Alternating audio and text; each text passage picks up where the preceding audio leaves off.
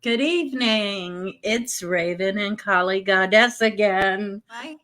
Mike Ricksecker. He has written this book, Travels Through Time, which is the first in connecting the universe. So we are going to play a little bio about Mike, so that way we can explain exactly who he is. Are we ready? This week, Raven and KaliGoddess welcome Mike Ricksecker, author, researcher, filmmaker. Featured on the travel channels Alaska Triangle, the History Channels, Ancient Aliens, and the Unexplained. Animal Planet's The Haunted, Gaia TV, director, producer of the Shadow Dimension docuseries, and more. Mike will feature his new book, Travels Through Time, the first in his series of Connecting the Universe. We will begin the journey connecting the universe with Travels Through Time, examination of the nature of time, dimensions, and real possibilities of time travel. Researcher Mike Ricksecker formally introduces his stacked time theory with an exploration of the fabric of the cosmos, starting with ancient symbolism and alchemy up through today's modern science and technologies. What clues did our ancient ancestors leave for us about the nature of time and the universe that we are just now rediscovering today? And where throughout history have we seen these clues referenced? Awesome. I read the book twice. You think I would know the title, right? You're good. And by the way, we'd like to congratulate Mike and Jennifer. They are newly engaged to be married. Congratulations. Yeah, I popped the question on her birthday back in June. Aw. Any like a romantic dinner or? Yeah, we had been out to dinner. I mean, it was her birthday dinner. I was there in Nantucket, and we went to the beach, just doing a little walk along the beach. And her daughter was there, and I'd given her a couple of little gifts earlier in the day, and then I had the one special gift left over, which of course was the ring. So she was opening it because she didn't know what it was, just in this little package. As she was opening it, I got down on a knee. Yeah. Oh, you got down on one knee and everything. Oh, I did. Yeah. Because it was on the beach. There were other people that were around, and they were, applauding, and yeah. Oh, that's so awesome. Awesome. Or Narragansett. I'm sorry. Yeah, sorry. Yep. Jen's in the chat. I don't know why I said Nantucket. Because it begins with an N. But yeah, Narragansett, Town Beach. Yeah. Yep. That's a rocky beach too. That's hard on the knees. All right. So I would like to start this with an opening quote. Because I think that this quote just opens this show perfectly. And it was a quote that was on one of your shows. Yep. But anyway, it said, and you can tell us where the quote's from after this, but I think that this will help get us into the mindset. So it says, the pond is two-dimensional. The fish are stuck in a two-dimensional world. They cannot visualize the third dimension. But you could lift one of the fish into the third dimension, and they would be shocked to realize that there's a whole universe beyond their power. Physicists believe that we are the fish, and that we spend our lives in a three-dimensional pond thinking that's all there is. And right above us could be higher dimensions. It's from the Ancient Aliens episode 8. And I think it's so good because, we do spend our lives in this pond, and, we don't know that there's anything out there unless somebody picks us up and takes us out of the pond. So what would you like to say about that?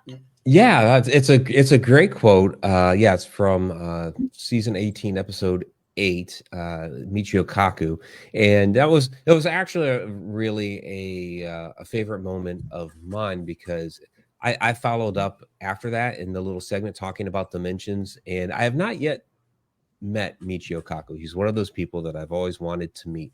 But the fact that we basically, given the magic of television, had a little back and forth there about dimensions, I really enjoyed that. But I love his illustration there, and I have several of his books.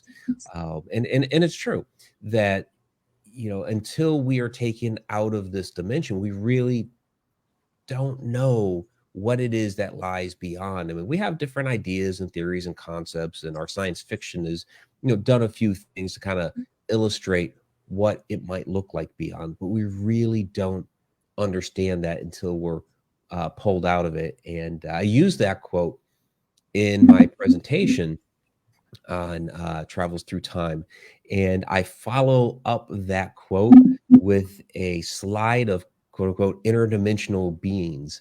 And what these interdimensional beings are a couple of kids leaning over a bridge and they're checking out these huge big goldfish.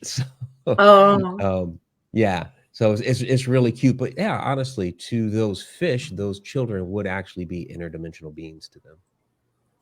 Yeah, I think it's true. I think that all the stuff that we're being fed, we think that there's only one way to think, and once you take us out of it, we find out that there's so much more than what we've been shown.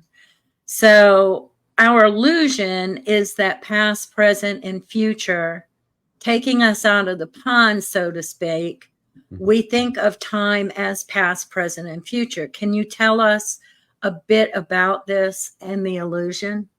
Yeah, absolutely. Yeah, that was a famous quote by Albert Einstein just before he passed away in 1955, that he said, time is nothing but a past, present, future are nothing but a stubbornly persistent illusion. So yeah, time is a human construct. It's something that we've put together to describe our reality. You know, helps us to keep track of the seasons, when to plant the crops, when to show up to work at the right moment so our supervisors don't get upset with us, that sort of thing.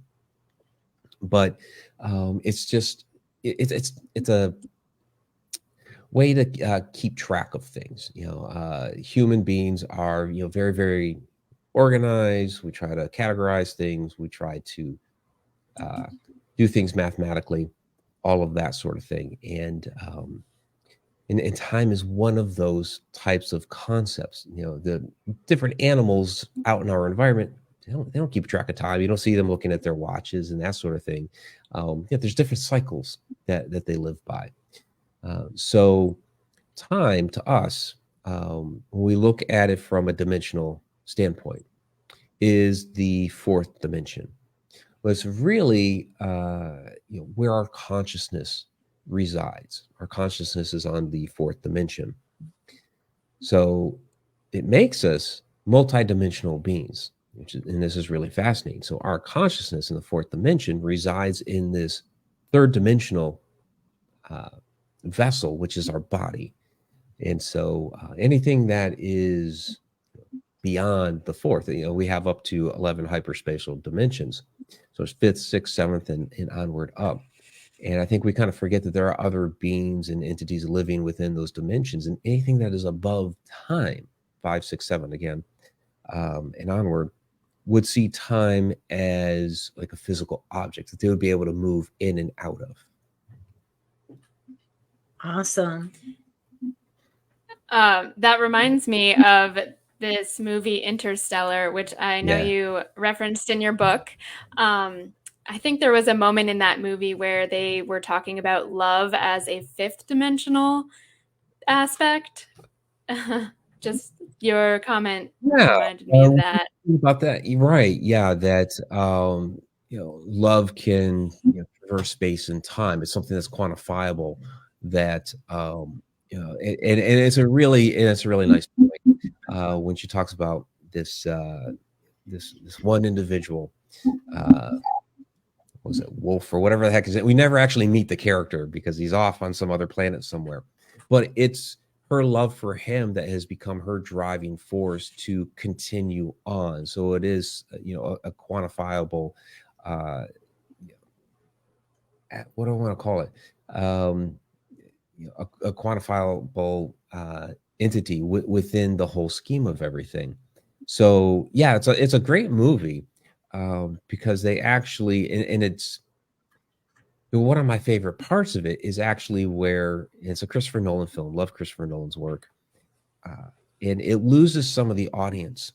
They're going through like this whole great space odyssey, and then all of a sudden, toward the end of the film, as they're near a black hole, he drops down into what they call a tesseract, which is,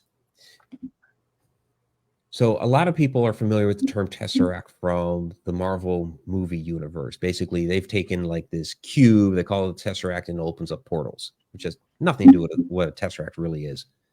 A lot of our theoretical physicists have postulated, just an idea of what a tesseract would look like, and basically, okay, what would be the dimension beyond 3D?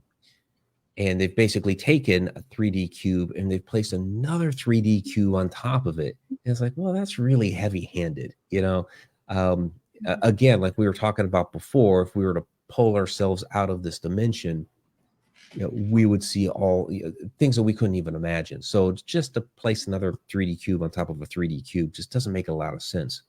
But in Interstellar, what they did with what they called the tesseract was really, really fascinating, because they're going from, okay, we're used to 3D objects around us, my computer mouse, all that sort of thing, us, all the objects around us. Again, our consciousness is fourth dimension time. So the next dimension above time, the fifth dimension, you would be able to see time as a physical construct. So what they do is they put him into this fifth dimensional, quote unquote, tesseract, which is every single moment in time of his daughter's bedroom, because he has to find this like right moment to try to deliver a message to her, at the right point in time in her room. And so he sees all of these moments strung out together. And I think they do a nice job of, just giving you that visual of like string theory in it, because everything is like threads and strings and all that, the way it's put together. So I think it's a really, really nice representation of what that might possibly look like. And how does that relate to your theory, which you're introducing in this book, the stacked time theory? Yeah, so in stacked time theory, rather than everything, kind of strung out like that, similar concept in that every moment that has happened, you take where you're sitting right now, every moment that has happened, is happening, and will happen are all present. It's all concurrent. It's all there and accessible. And each moment is stacked on top of each other like a stack of photographs. So each moment is a photograph within that stack. So now we have different things that occur within our reality. Take like what might seem like a haunting, or might seem like a ghost, and it might be. But some cases, two moments within those stack of photos resonate at the same frequency, because everything's resonance, frequency, vibration. Two of those moments resonate at the same frequency, and we get a glimpse of it for just a moment. And that is what we would call a time slip. And it's not that you just happen to be seeing a moment from the past play out as like a recording. You're actually interacting with the past. So or you might even be interacting with the future. So you're looking at them as, well, they're the ghost, but they're looking at you as if you are the ghost too, which is really, really fascinating. So two moments in time that are actually interacting with each other. That's fascinating. I love that whole movie. That's one of my favorite movies of all time. It was such a good movie. Yeah, absolutely. So yeah, and I like that where it got cut off at the end there, where he reaches through. And he touches hands with Anne Hathaway, which is a scene actually from earlier in the movie. So kind of implying again that those moments in time are overlapping, because all time is concurrent. Yeah, because that was the beginning of the movie when they went up into space. Right. Something touched her hand. Yeah. How do we relate this to our life? Like, is it possible, do you think, that we can like start manipulating timelines, and maybe if there's a stack of timelines as if it was like a stack of pictures like you were describing, can't we just like pick one out and then maybe like go back and forth between the different pictures? Yeah. Well, and where I kind of illustrate that throughout the books when I refer to the movie Somewhere in Time, where in that movie, Christopher Reeve's character Richard, actually does do that, where he essentially wills his consciousness back to another point in time, and he's able to, interact there for a couple of days. And so I think when it comes down to it, rather than a machine.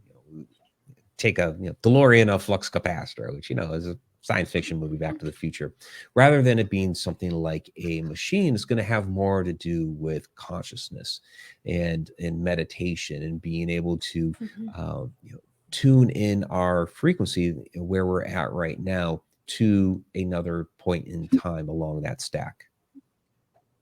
Yeah, it's something that I've actually been practicing. Like I will sit in meditation and just ask, I want to interact with my future self. Like, is there any advice that she could give me about what I'm going through or about to go through, or maybe try to visit like my childhood self who was emotional and, maybe give her a little, help. But, I'm sure there's much more, and I'm great. just reaching the beginnings of it. Yeah. Raven, you want to ask the next question? Yeah, sure. But I did want to say that both Callie and I, we met when we were in Aurora's school, the Rising Phoenix Mystery School. So we learned about time, dimensions, fractals, and things like this. So this is why this is super interesting to us.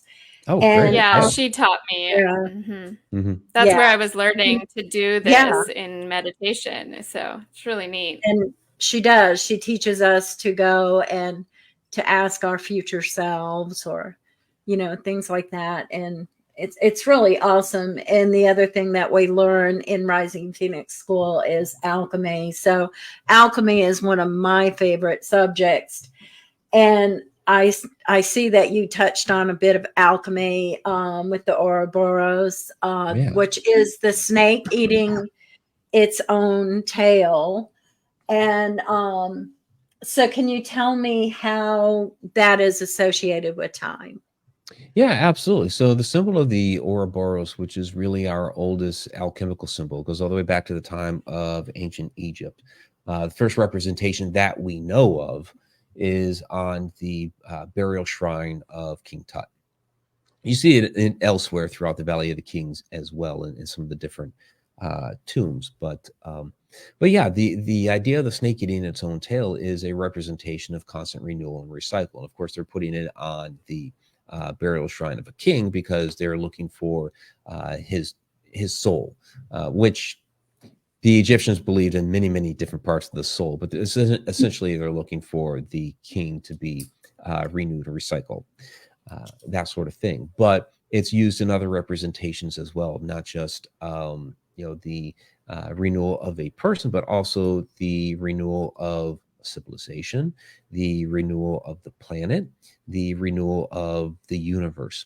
So where I've related to this whole thing with time, and you see it kind of play out through a lot of the different, whether it's Egyptian or other cultures, with their different ideas of the universe and their religious aspects.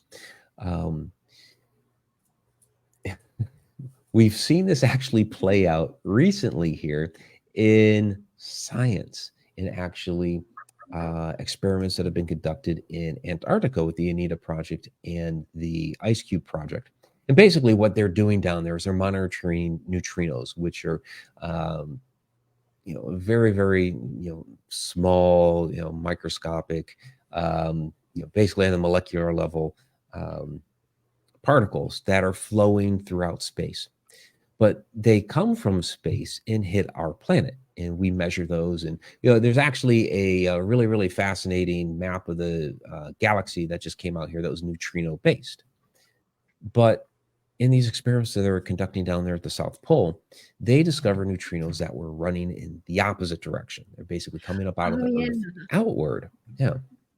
And so, I'm not a scientist. I mean, I know a few things. I don't know exactly how it all worked. What I know is from reading the papers that were published in the Journal for Applied Physics and things like this, where the scientists themselves actually published these papers talking about all their results and then saying, this is indicative of a parallel universe running in reverse time. These are the scientists, not us from this field that people consider crackpots and those paranormal people or UFO nuts or whatever. These are scientists saying this, right? Parallel universe running in reverse time. Well, when I heard that, and I'm looking at the Ouroboros, which is a symbol that I've been studying for some years now, especially the one that was illustrated by Theodoros Pelikanos, which is actually a copy from an older alchemical tract. His illustration was from the 1400s. The older one was from 300 AD, and really it's kind of a remnant of the lost library of Alexandria. And he had two different colors there, which is a representation of duality. As above, so below, as it is in heaven, so it is on earth. It's got the two different colors there. And the way I looked at it was like, wait a minute. So we have this symbol of constant renewal, recycle, snake eating its own tail. You have one color, essentially to me, running in one direction, the other color running in the opposite direction. Again, time running in reverse. What happens when they meet, in the middle there? So, given, science, okay, parallel universe running in reverse time. So their end or their beginning is our end, and our end is their beginning. So to me, that is that symbol of the Ouroboros, and where that head meets the tail, that's the Big Bang. Yeah. So then it causes you to question, okay, then what was before the Big Bang? Well, we're constantly recycling here. What the universe was before the Big Bang? What's going to happen when our universe is over with? The Big Bang again. We will become a new universe. Not exactly like we are right now. It'll reform and all that sort of thing, but a new universe will be formed up. And you see that in a lot of the different ancient Egyptian texts. Like when you look at what we call the Egyptian Book of the Dead, which is really the Book of Going Forth by Day, but Book of the Dead is a cooler term. You see the really famous one, the Papyrus of Ani, which is big, ornate, beautiful. But throughout the whole text, Ani is deceased. He's dead. And he meets up with Atum, which is the god of creation. And he's asking Atum, okay, so what will be the span of my life? And Atum says, well, it'll be millions on millions of years from millions on millions of years. So he's kind of like layering time. And then, but Atum continues and talks about himself. And he's talking about the earth will return to the primordial waters, which is again returning to the beginning, and I, Atum, will turn into a serpent. Like, oh, okay, so here's the symbol of the Ouroboros here again, within this Book of the Dead. So it's really, really fascinating how they kept incorporating this renewal, recycle of the universe in with time. That's amazing. That's the kind of stuff that just blows your mind. Wonderful. Yeah. My next question is how does this stuff that you're learning, especially when you're traveling to Egypt, how does it inform your own healing journey? Is there any instance where you can tell us a story about that? Yeah, that's a good question. Yeah, I mean it's enlightening, right? I think what it has helped me to do is to really kind of expand my mind and expand the vision for different things that are going on in this universe. So I guess if we're talking about a sense of healing, a sense of healing in the respect that I used to think that the universe was much more narrow in focus. And so I think when you do that, it causes yourself, it causes, your own energy, your own, I guess health, for lack of a better term, to keep really confined, to keep suffocated, really is kind of what I'm going for here. And by experiencing all these other things, your entire body is able to breathe more, not just physical body. I'm talking about the soul inside is able to breathe more, because you're starting to understand that there's so much more to this universe. It's so much more expansive. It's a much bigger universe than we really understand. And I don't know, it's exciting, and I think that excitement kind of really invigorates you to keep going, to keep doing things. Yeah, I love that. That's it's great imagery that you had there with the soul breathing and expanding, and yeah. It's really neat. And for me, it's so easy to like forget. Like I'll read a book like this that opens my mind, and then sometimes it's easy to just be human again and live in your small world, and then forget that actually there is so much more, and maybe time is so much bigger and more multi-dimensional than you were living yesterday. So I kind of think that a lot of us go back and forth between opening our mind and living this like very regular life. So it's good if you free can your mind. Incorporate it. Yeah. Yeah, but it's so easy to go back to the typical, what we've been taught and what we've been programmed to. They're learned habits and behaviors. Yeah. So it's easy to slip back into those sometimes. Yeah. It is. But I always try to strive to, not do that, to come out of that. But the other part of the book that I thought was really, really fun, and I even went to work and did a few of them, was the Mandela effect. And I'd like to play with the audience a little bit here. How many of you remember Jiffy peanut butter or Jif peanut butter? If you could put the answers to that question up in the comments. Anybody? Oh, come on, guys. What are some other ones? Okay, so Looney Tunes, LOONEYTOONS or LOONEYTUNES. Jennifer put Jif. How is Fruit Loop spelled? Yeah, how is Fruit Loop spelled? Or Oscar I was Mayer. going to say Jiffy. Or the Bernstein Bears or the Berenstein Bears. And how is Oscar Mayer spelled? Emerald says, whoops. Choosy mothers choose Jeff. See, because we remember those commercials. Oh. And Kimbo says tunes. And does Curious George have a tail or not? Jennifer says Mayer. I remember that little kid sitting on the dock with the fishing pole, singing that song. Febreze. Yeah, they had a tune so you could remember how to spell it. Yeah. We all sang it at work. I don't sing well, so I can't really sing it here. For Looney Tunes, a lot of people are saying TUNES. Yeah. And of course, Curious George did have a tail. Of course, I believe he did have a tail. Febreze is another one. Kit Kat. Kit Kat, part of it has a hyphen in it. That's kind of cute. And Skechers, Sketchers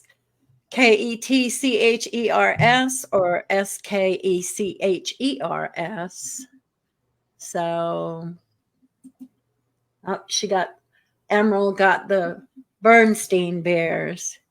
So do we want to explain what we're exhibiting with this exercise in case someone doesn't know what the Mandela effect is? Yeah. Do you want to explain the Mandela effect for us? Yeah. So the Mandela effect, basically, this was a term coined by Fiona Broome back in, it was like 2013, 2014, whenever Nelson Mandela passed away. And there are many people that had said, well, wait a minute. I thought he died back in the 80s. And so this was kind of a worldwide phenomenon in this like debate over when he had actually passed away. And he had been sick when he was incarcerated. And so some people are saying, well, people are remembering that he had gotten sick. And in the 90s, he actually became, president of South Africa, was a co-winner of the Nobel Peace Prize, all these different things. But yet people remember him passing away beforehand. So how was that possible? So the idea here is that people have gone back in time. There have been time travelers, and at some point they had done something to create these alternate timelines, that they had done something to change how all these events played out. And some people remember the old way. So it's not, and a lot of these things that come up are branding. And personally, I think some of the branding ones are people misremembering the particular branding. But because for one, it's real trivial. Nobody's going to go back in time to purposely change, whether or not there was a dash in the middle of Kit Kat, or how Oscar Mayer was spelled, or what have you. Did Fruit of the Looms have a cornucopia or not? Well, nobody's going back in time to change the cornucopia. Or actually, it doesn't have one. But the idea is that somebody had gone back in time, changed the timeline, and a result somewhere down the line created an effect that these things became changed. So, kind of the butterfly effect. Somebody goes back to, 1890, and in 1950, because of events that played out, because time ended up changing, then whenever that particular branding came into effect, that was a result of it. So I've seen this actually play out in my own life, and you would never find on any of the lists of the top 50 Mandela effects, because I've looked at those lists, and most of it's branding. And the thing that happened with me with a particular movie, it happened to myself, my mother, and then find out that there are other people around the world that had experienced the same thing. There is something odd, something very, very strange here that has occurred, and it could possibly be the result of some meddling with the timeline. Yeah, I believe that. Truly, there's so many of them. I mean, Mr. Rogers. They even got Mr. Rogers too. Yeah, and when they created the movie, the title of the movie is The New Way, because the song was "It's a Beautiful Day in This Neighborhood," and the name of the movie is A Beautiful Day in the Neighborhood. It's like, wait a second, even in the title of the movie is wrong. So, okay, yes, yeah. So is it just the producers didn't remember the lyric right, or did something actually change along the way? It's interesting. It is. It is. So when people hear about time travel, they either think of somebody sitting in a machine, or do you think that you, me, Jennifer, Kali could pack up in the DeLorean and go for a road trip? And that'd be a lot of fun. Hit that button. We could really pack a cooler too. Yeah. It would be a lot of fun to do it like that. The presentation that I've been giving here, go ahead. I'm sorry. You're asking a question. No. So I was going to say, what is the best way that you can briefly explain time travel? I mean, yeah. So the presentation that I've been giving here, the last couple months when I've been on the road at events and promoting the book, first couple slides, the very first one is what time travel probably isn't, and it's the DeLorean and the flux capacitor, Michael J. Fox and Christopher Plummer. All right, yeah, it would be a lot of fun. Yeah, it would be a lot of fun. Get the 88 miles per hour, 1.21 gigawatts, how do you pronounce it? And get the lightning going, and off we go. It'd be a lot of fun. But yeah, it's probably not going to be it. Now, theoretical physicists will say, well, if we had a machine that could, would take like all the energy of the sun, power up this machine, then we could traverse time. And it's like, yeah, if we had a machine on Earth that suddenly sucked in all the energy of the sun, we'd probably blow up the planet. So that's probably not a good idea. Or the other one that they throw out there is, a black hole, which is kind of what they're doing there in Interstellar. And if you get, near a black hole and you sling around it, as long as you don't pass over the event horizon, you get sucked into the thing. Then, but how far away is a black hole? Right, exactly. That's the thing. You're talking light years and light years and light years away. We're not getting to one anytime soon. And even if you did cross over the event horizon, the gravity of that black hole would be so strong, it would essentially tear you apart. So you're not even going to survive the thing. So that's out of the question. So what time travel probably is, second slide that I show is Christopher Reeve somewhere in time, basically laying down on the bed as he's going into essentially a meditation. He's trying to convince himself that he is at another point in time. He's cleared out the entire room of any modern accoutrements. He's dressed himself up in 1910s attire. He's got some subliminal messages going on, and he essentially puts himself into a meditative state and wills his consciousness back into another point in time. So I believe that is most logically probably what real time travel is going to be.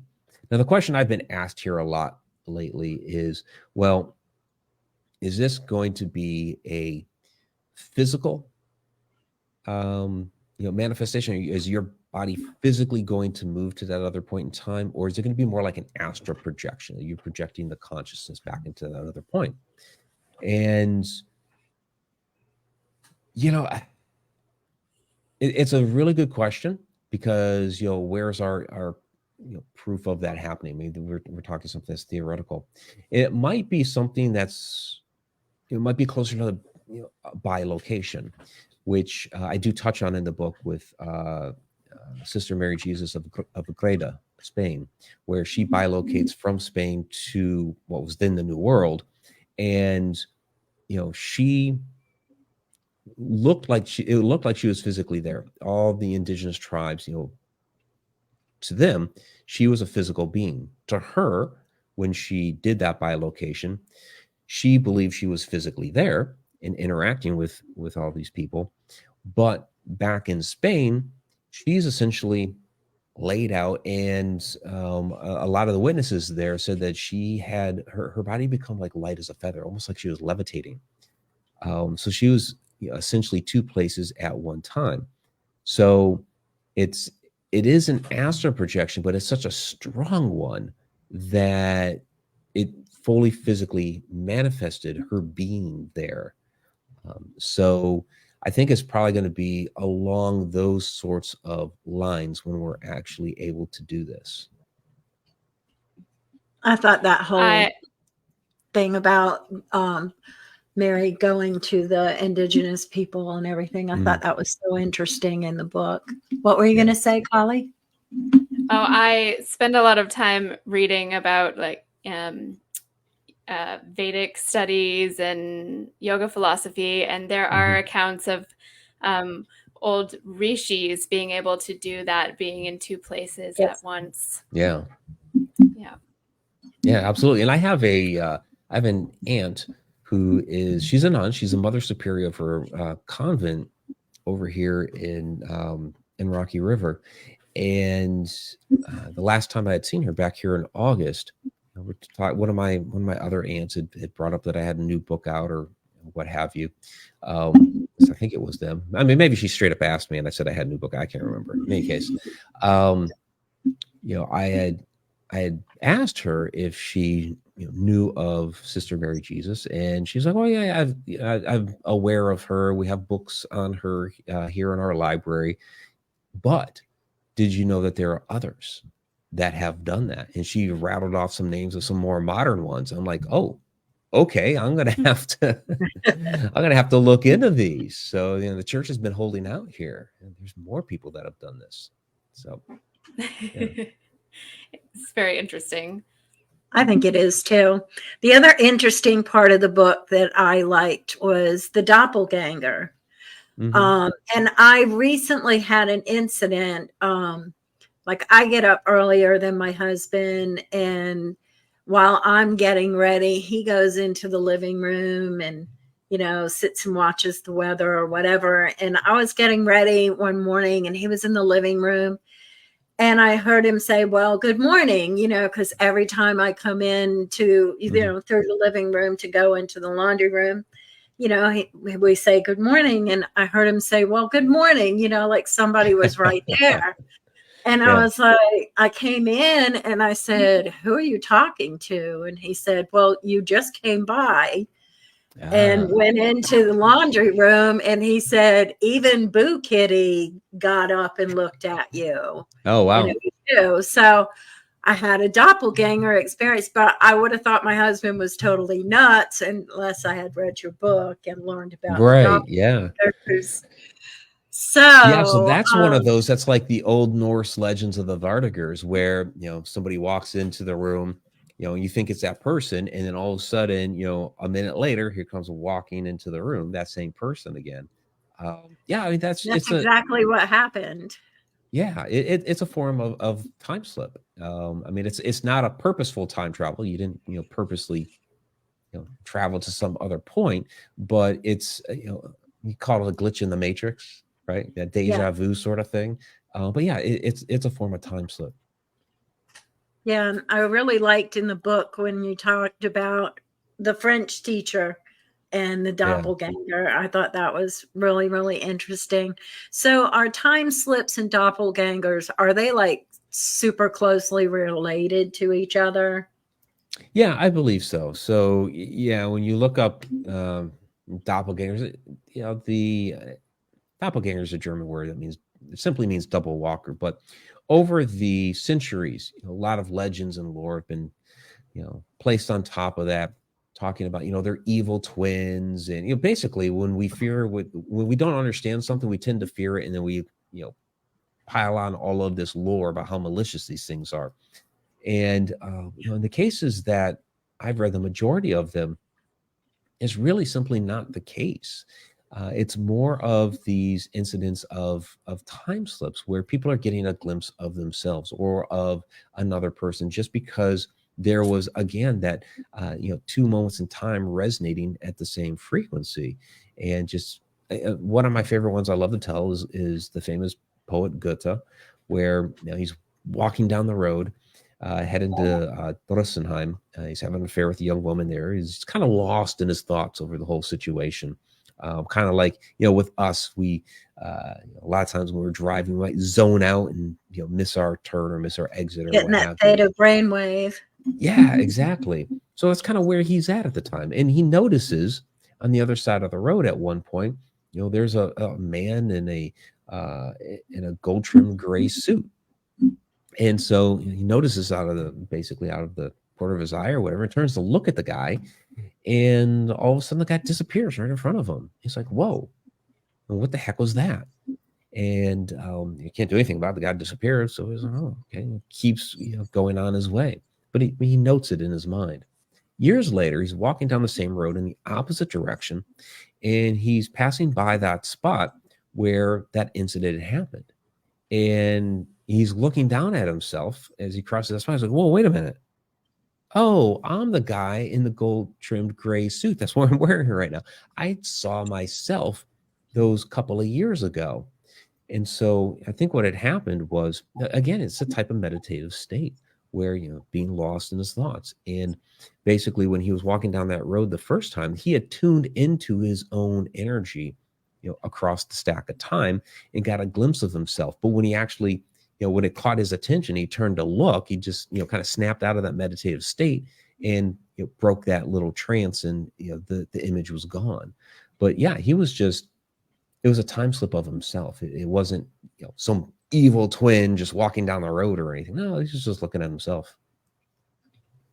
It's interesting. It doesn't always have to be so like prophetic, it could just, oops, that just didn't even mean to happen. It's so right. It's yeah, exactly. And a lot of these times, you see your doppelganger as a harbinger of death. And it's no. It's kind of, it's a cool moment. Yeah. And that's fear again, when we think things like that, because, we don't understand. So we fear it, right. Yeah. Exactly. So Mike, Raven mentioned that you're going to lead a trip to Egypt. Can you tell us about that? Yeah, absolutely. So we're doing an annual Stargates of Ancient Egypt tour. This is our second one. It's in April 16th to the 28th. Really, really fantastic trip. So yeah, there it is. And get to so many fantastic locations up and down the Nile. Of course, we do, get into the pyramids, and we have a exclusive access, just our little group, for 2 hours. The entire pyramid is open to us. Usually what the public gets when they get their little ticket, they basically, go in through the little passage, up the grand gallery, into the king's chamber, turn around and back out. But with our group, since it's just us, the entire thing gets opened up to us. The queen's chamber, the subterranean chamber, the whole works. And yeah, it's just our group for 2 hours. So and that's one of the special perks of it. We get a lot of other things there as well. So, yep, amazing. And so people can still sign up for that. Is that open? Yes. Well, best way to get on that, just go to my website, MikeRicksecker.com. Go to the tours and events, and you'll see the link there for you. You'll see that that banner there, and then you can click into that and sign up. Yep. How many times have you been to Egypt? This is going to be the third. So I've been twice already. And yeah, the first time you go, you're just kind of like awestruck, like, oh my God, there's there's the temple, all that stuff. Right. So the second time I went, was because I didn't have that whole awestruck thing going on. There's still a little bit of that, but I was able to take in a lot more, and a lot more was able to stick with me. So yeah, we have a fantastic tour guide, Mohammed Ibrahim. It's his tour company that we use, Saba Tours, which basically means Stargate. That's why we're doing Stargates of Ancient Egypt. And this is a guy, he's an Egyptologist. He's been doing the tours out there for over 20 years. He knows everybody. And that's the great thing, is that, we'll be at a location, and because he knows everyone, and he'll be kind of looking around like, oh, all the groups are over there. You're like, hey, buddy, can we get into this locked room over here? Oh yeah. We'll get in there. So there's all kinds of little special access things that we get along the way. And also a lot of people wonder about like safety, security, things like that over there in Egypt, which I understand. But he keeps you in like this whole safety bubble. So like the moment you get off the plane, his guy Usama is like standing right there with the sign, and yeah, he walks you through getting your visa stamped. He gets you through customs, luggage, all the stuff that you need in the airport. So you're always with him throughout the whole way. And then he gets you onto the tour bus, and it's Mohammed's tour bus, and they take you straight to the hotel, and then other team members meet you there at the hotel, get you all checked in and everything. So it basically holds your hand through the entire process. So you're safe the whole time. You're never like, what am I doing? There's never any of that. So it's a really, really wonderful experience. Nice. Awesome. I've always wanted to go to Egypt. Sorry. Yeah, I've always wanted to go there. Well, maybe you can astral project yourself there. Absolutely. Well, after all, Rising Phoenix and Ra Reiki, that's all Egyptian. So yeah. I have a question for you, Mike. After you've started going to Egypt, like what would you change about archaeology, or like the way that archaeologists might perceive artifacts? If you could change something, what would you change? Stop trying to shove everything into a certain narrative. There's so many things that are just blatantly obvious there.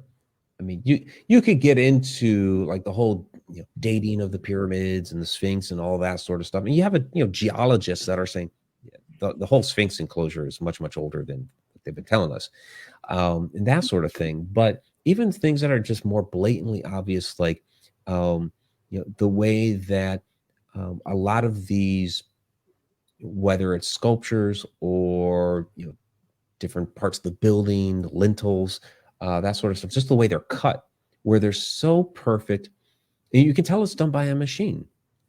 And the traditional Egyptologists and archaeologists are like, no, they didn't have those tools back then, and there's no way to precisely cut some of these things. Like my father's a machinist. I'm showing him photos. He knows nothing about like ancient archaeology, but he's looking at that. It's like, yeah, that's a diamond tip saw there, yeah, but we can't even do that stuff today.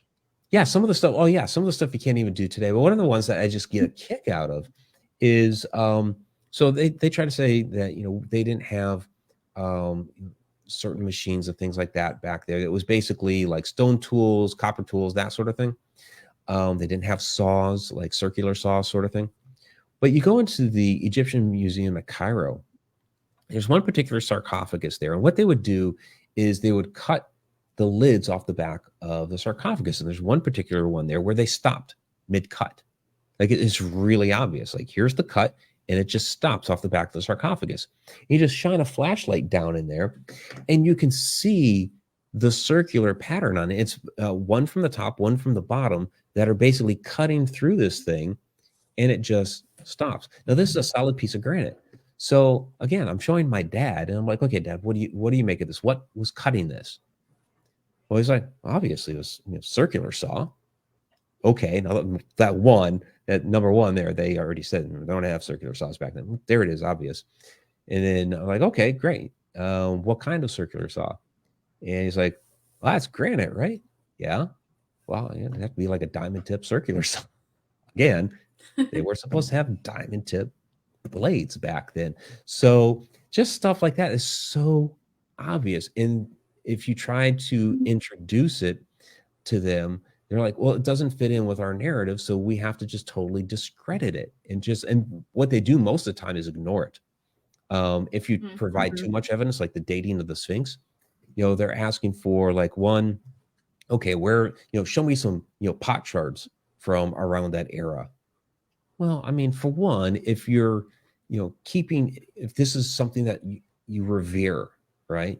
You're not going to keep a bunch of litter around there. You can keep that cleaned up, right? So you probably aren't going to find pot shards from around whatever time it was built.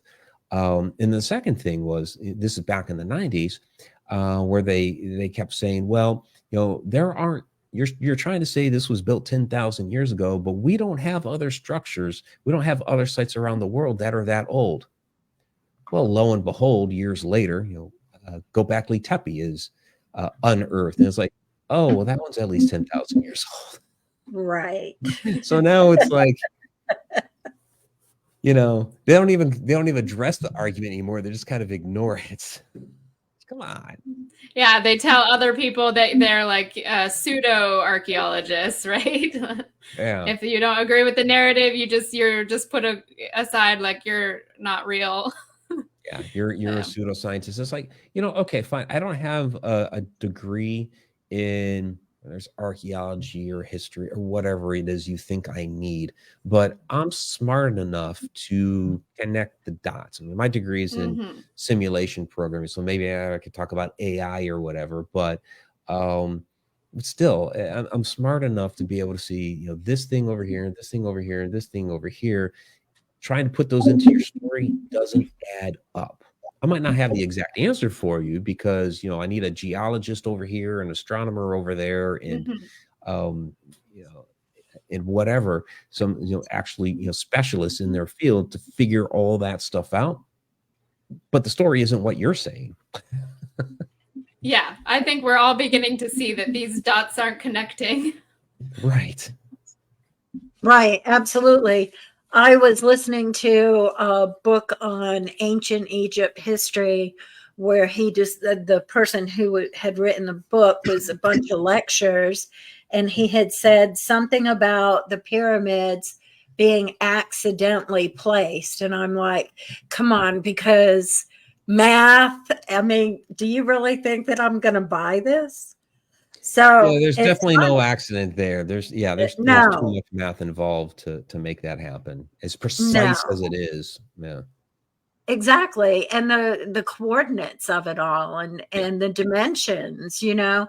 I think that I read somewhere that the dimensions of the pyramid are actually the same dimensions of the earth in some relevance or something like that. When you do like when in relation to the circumference of the earth, there's that. It's also the same key as the earth. So it's tuned to the key of F sharp, which is the same key as the earth. So yeah, a lot of that stuff is really, really interesting.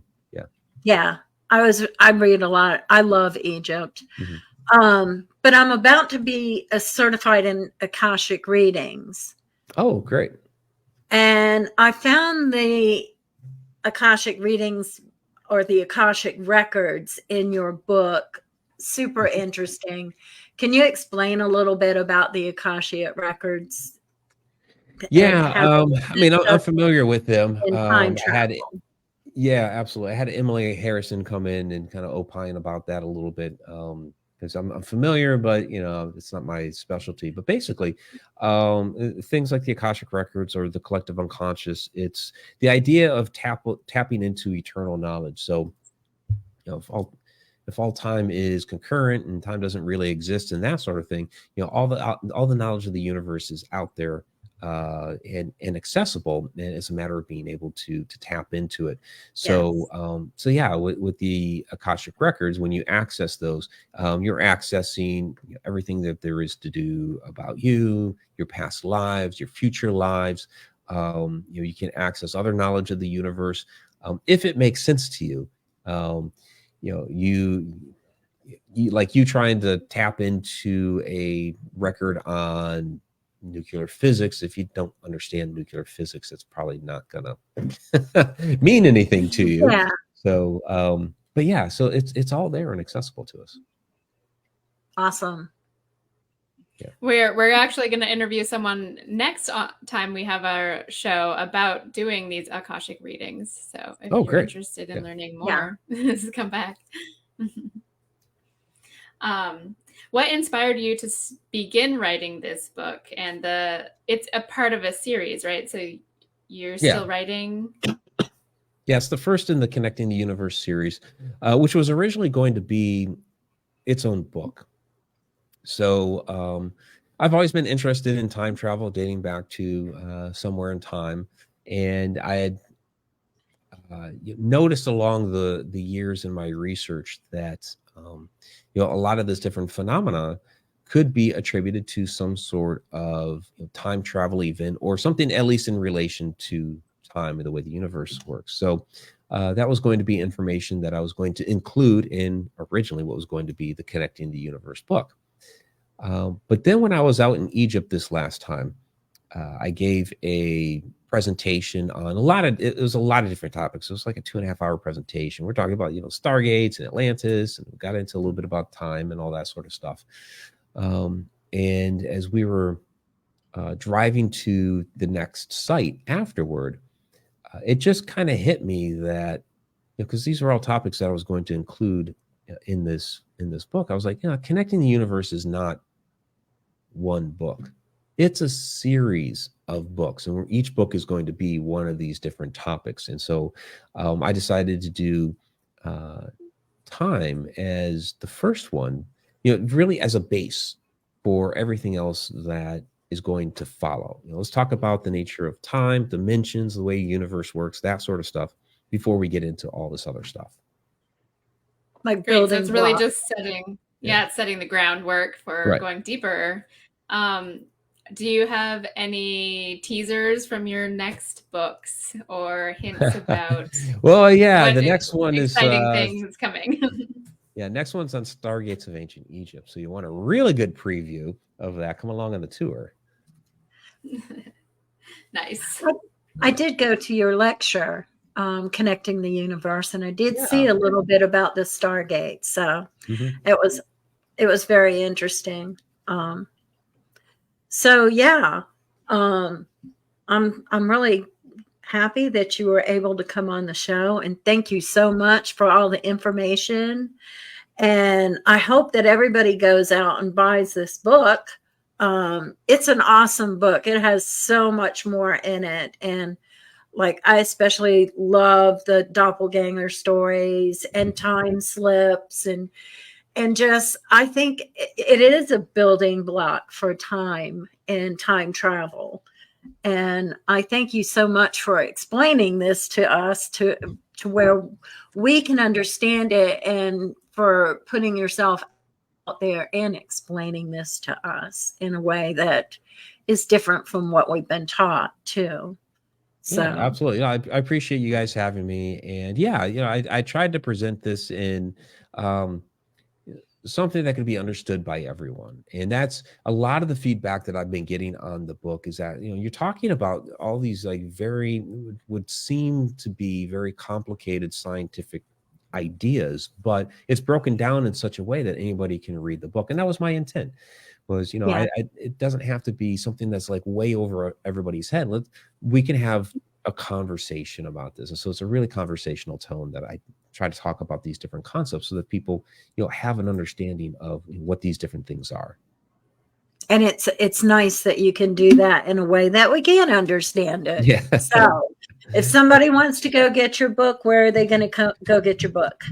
Yeah, I mean, you can find it, anywhere books are sold, like Amazon, Barnes and Noble, all that. But you can just go to my website, MikeRicksecker.com, and you'll find all the links there to all of my books, and all the different work that I'm doing, events that are coming up, film projects. You can sign up for my newsletter there. Find links to the Connected Universe portal, which is my online learning platform, so people can plug into that. And there's a ton of information out there, and videos on Egypt and all kinds of other places, like America Southwest, Ireland, and there's a ton out there. Yeah, I did go to your YouTube channel, and I saw a bunch of videos that I'm super interested in. I'm going to have to go, and I'm going to have to, I'm going to have to watch those videos. So, and I hope that when your next book comes out, that you'll come on our show again. Yeah, or absolutely. Maybe we'll find another reason for you to come on our show again. And I loved when I saw you, and I saw Jennifer. She's so sweet. I love her. She is, yes. So, yeah. So thank you so much, Rick, for being on our show. Well, thank you both, Raven, Kali. I really appreciate it. Thank you very much. Everybody, go to MikeRicksecker.com, grab the book. There's so much in it. And we thank you for being here. And go to KaliMarler.com. Yes. What are your Raven's Healings Arts. And you can please like, share, and subscribe our YouTube channel and our Facebook. It's live on either of our Facebook accounts every other Friday evening at 8 p.m. Awesome. So thank you so much. And we're going to say good night. Thank you, everybody, for showing up in the audience. Good night. Thank you.